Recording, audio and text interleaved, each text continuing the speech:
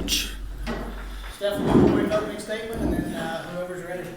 You're going to catch up with Gino yet. I think first of all, I'm proud of our team for battling through. It wasn't our best game. Wasn't as clean as we'd like it to be.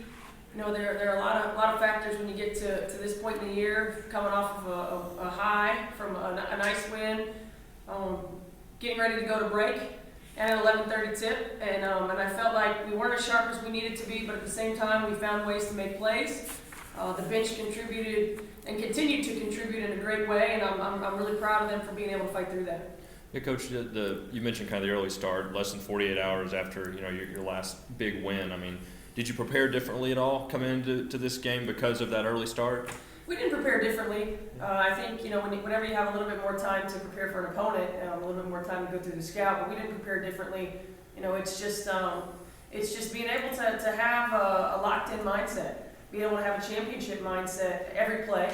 No matter whether it's practice or a game, no matter who the opponent is, and we have to learn to have that mindset. We've got a lot of young players that are contributing who it's always been really easy, who haven't had to fight through a lot of things, and we've got some returners that are learning to find that again.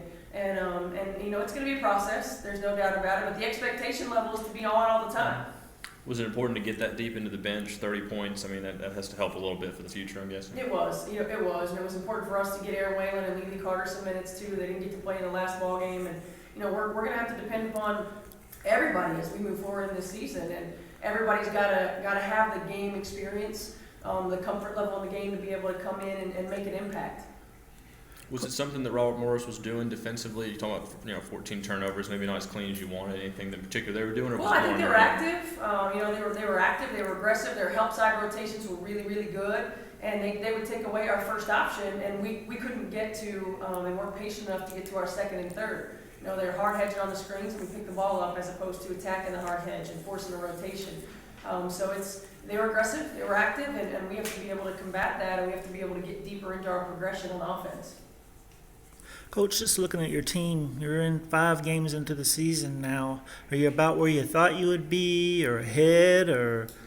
I really didn't have any expectation of where I wanted to be. I wanted to give this team, the returning players especially, I wanted to come in with a fresh start, a clean slate, a clear mindset, not really expecting more than just getting better every day. With a lot of new players and that are integrated into the system that are really relied on heavily in terms of minutes.